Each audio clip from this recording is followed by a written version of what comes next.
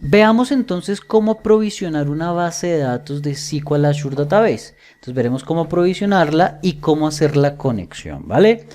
Vuelvo por acá a mi máquina virtual, estoy en mi portal de Azure desde donde voy a hacer la creación de la base de datos. Pero antes de eso pues quiero mostrarles un poco la sección de bases de datos de SQL. Para mis ambientes yo ya tengo creadas 3 bases de datos como servicio: AdventureWorks, AdventureWorks DW y AdventureWorks LT, ¿cierto? Mi servidor se llama Alberto Rivera. Entonces quiero mostrarles cómo se hace la conexión a este servidor. Vean algunas diferencias. Me voy a conectar nuevamente a mi instancia local para que veamos lo que tenemos disponible como instancia local. Y ahora veamos qué vamos a tener cuando nos conectamos a la instancia de Alberto Rivera. Aquí hay una diferencia interesante. El nombre del servidor va a ser el nombre del servidor, Alberto Rivera, pero le agregamos database.windows.net. La autenticación es modo SQL Authentication, el usuario que tengo en este momento, y desde aquí especifico las credenciales de conexión. Vamos a ver la contraseña.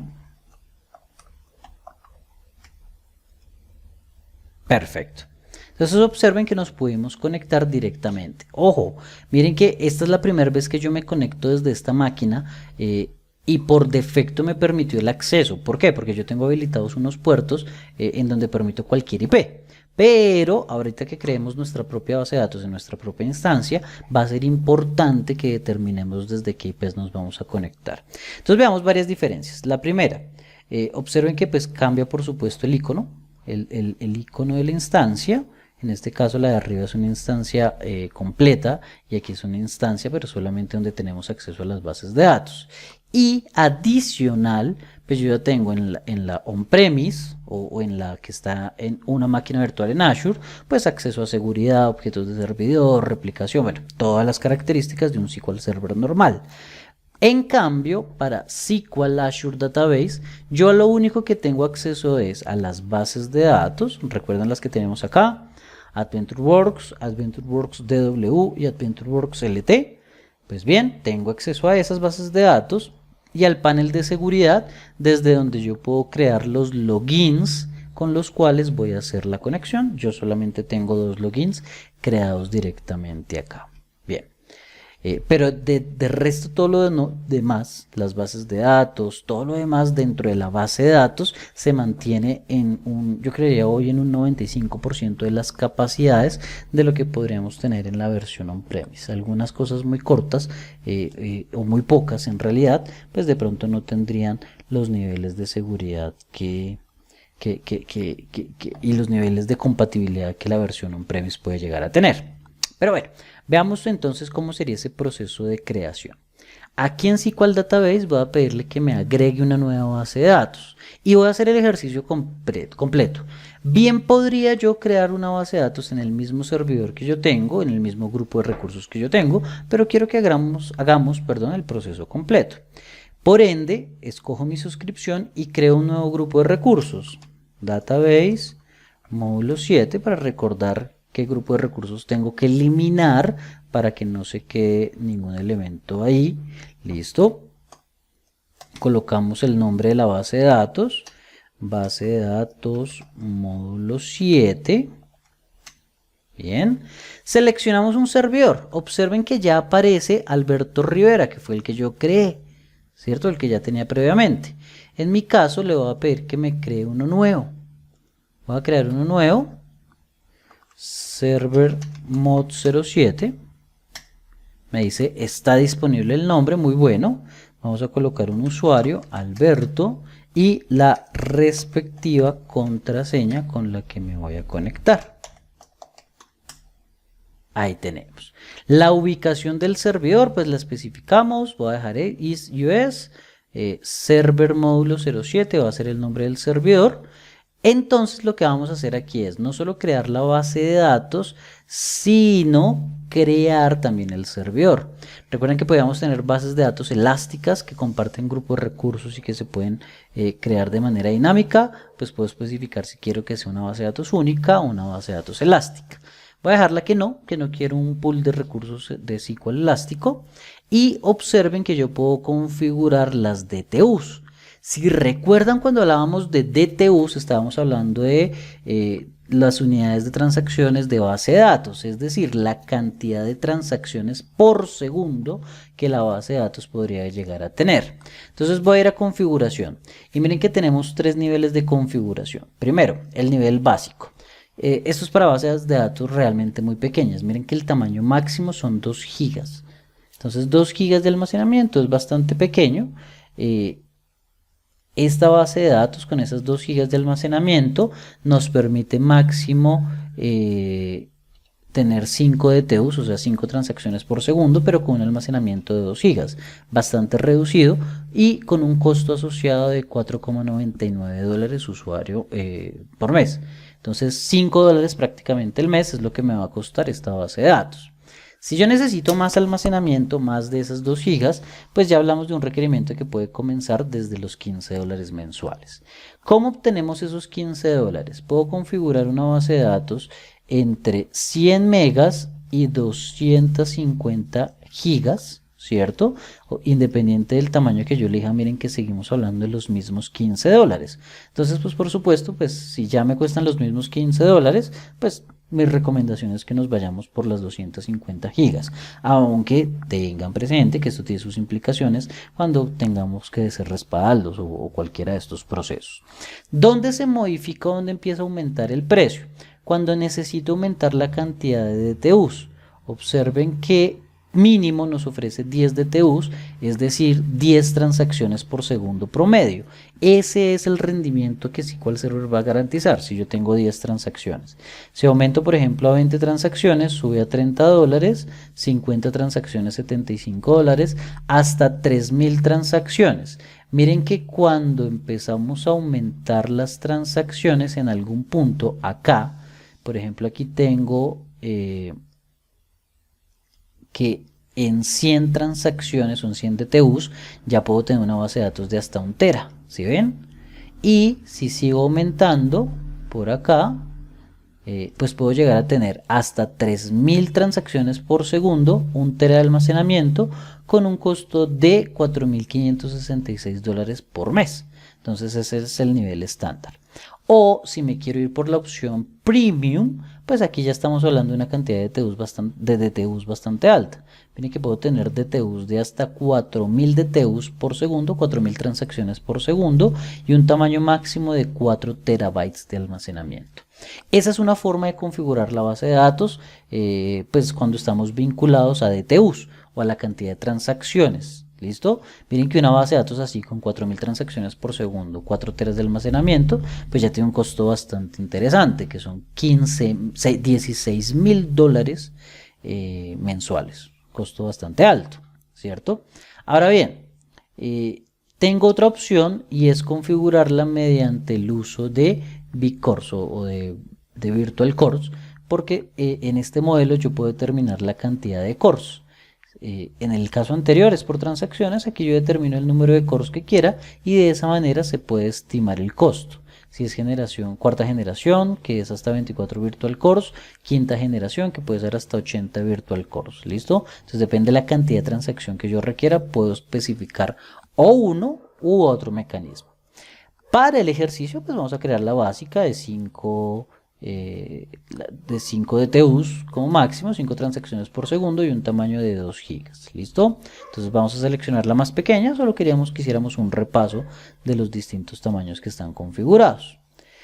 Listo, vamos a ver. Pueden haber características adicionales como el collation que se quiera especificar, si la base de datos la quiero crear desde cero, de un backup que tenga almacenado en alguna cuenta de almacenamiento o una base de datos de ejemplo de las que trae SQL Azure para su configuración, ¿cierto? Y me da la posibilidad de activar una característica de seguridad de datos avanzada, que es para proteger los datos por temas de vulnerabilidad, protección de seguridad y demás. Esto tiene un costo de $15 por servidor al mes, no es por base de datos, sino por servidor. Entonces en el mismo servidor yo pago $15 y va a estar disponible la característica de seguridad de datos avanzados para todas las bases de datos. Entonces no lo va a activar, hay un trial, ese trial puede ser de unos 90 días para poderlo probar. ¿Listo? Bien, dejamos estas características por defecto, algunas etiquetas que si yo quiero colocarle, por ejemplo, si quiero habilitar detención del servicio y demás, no voy a configurar nada acá. Hacemos la revisión de la base de datos que me cuesta $5 mensuales y crear. Y de esa manera estamos creando el servidor. Ojo que por el servidor no me están cobrando nada en realidad. Lo que me están cobrando es en sí por la base de datos y por el almacenamiento que haya por detrás en dicha base de datos. Entonces vamos a darle unos instantes a que termine el proceso de configuración de esta base de datos y por ende de este servidor de base de datos que se llama ServerMod 07. Muy bien, ya acabó de terminar el aprovisionamiento. Observen, dice que tardó esta implementación 1 minuto 52 segundos. Fue rápido teniendo en cuenta que creó un servidor de base de datos más la base de datos. Vamos a ver dentro de las bases de datos por acá. Efectivamente tenemos creada nuestra base de datos BD módulo 07, ¿cierto? Y está creada en el servidor ServerMod 07. Hagamos la conexión. Vamos a conectarnos ahora a esta base de datos y veamos algunas diferencias con la conexión que hice hace un rato. En este caso se llama ServerMod 07. El usuario le dejé el mismo nombre y la contraseña la colocamos por acá.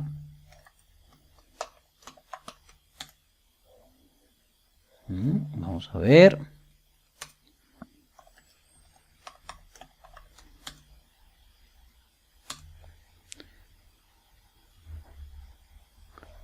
Server, bueno, vamos a verificar por acá el nombre, que lo tengamos bien.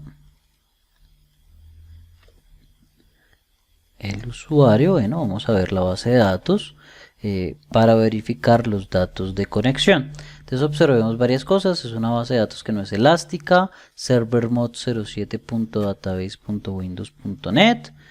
Vamos a copiar eso acá. Listo. Y verifiquemos, observen el Advanced Data Security, el tema de auditoría que hablamos hace un instante, que empecemos a auditar la información. Miren que por defecto está deshabilitada, entonces una recomendación es hacer el proceso de habilitación. ¿Listo?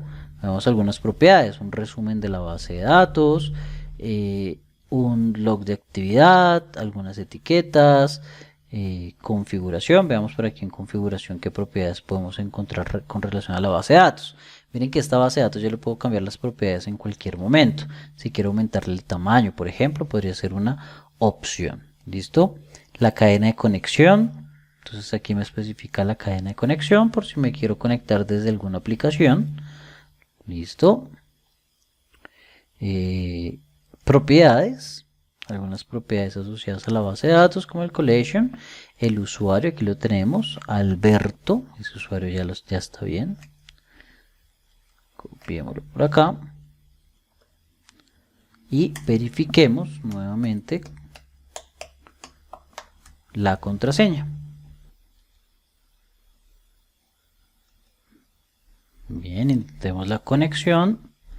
Vamos a ver si la ingresé mal nuevamente. Ahí lo tenemos. Observen que ya me conecté a la instancia del motor de base de datos y puntualmente a la base de datos BD módulo 7, que fue la base de datos que acabamos de crear. Ahora bien, observen algo muy particular que pasó acá. Cuando yo intenté conectarme dentro de la máquina virtual que está en el mismo Azure, pues me permitió hacer la conexión sin ningún tipo de problemas.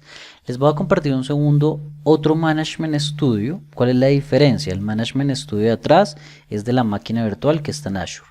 Este Management Studio que vemos acá está en mi PC, en mi máquina local, y está conectado a la red, pues a una red totalmente diferente a la de Azure. Voy a intentar establecer la conexión. server mod07.database.windows.net, el usuario, la contraseña, y observen una diferencia importante que aparece acá. Me dice, oiga, ojo que tiene que colocarme una regla de firewall dentro de la conexión. Entonces, le voy a dar clic en iniciar sesión, pues para que él se autentique con las credenciales del directorio, con las credenciales, perdón, de Azure que yo tengo acá. Listo. Y que pueda crear la regla de firewall. Esa regla de firewall, perdón, ¿qué es lo que va a permitir? Lo que va a permitir es agarrar la IP pública desde la cual me estoy conectando, que es totalmente diferente a la IP pública desde la que me conecté. Miren, esta IP es la 181.133.53.137.53.248 y él va a abrir esa IP pública con las credenciales que le acabo de dar para poder establecer la conexión. Miren que el error ya es diferente, seguramente nuevamente es relacionado con la contraseña, y ya desde mi máquina local pues abrí un puerto, digamos que establecí una regla de firewall para poderme conectar por la IP a la máquina que tengo en la nube, y en este caso a la base de datos que tenemos directamente en la nube. Miren que fue muy diferente al proceso que tuvimos aquí atrás dentro de la máquina virtual. Entonces eso es algo que tener en consideración, pues para manejar la autenticación que se puede dar dentro de la instancia y las reglas de firewall que se puedan presentar dentro de la instancia con las IPs que están permitidas. Miren que la IP en este caso en el servidor módulo 7 se abrió acá, la 181.137.53.248, ya que es una virtual network totalmente independiente y diferente de la máquina local. Vale, muy bien. Entonces, muchas gracias por su tiempo. Espero haya sido de su provecho este módulo 7. Y nos vemos en el módulo 8 para aprender unos temas bastante interesantes. Muchas gracias y cuídense mucho.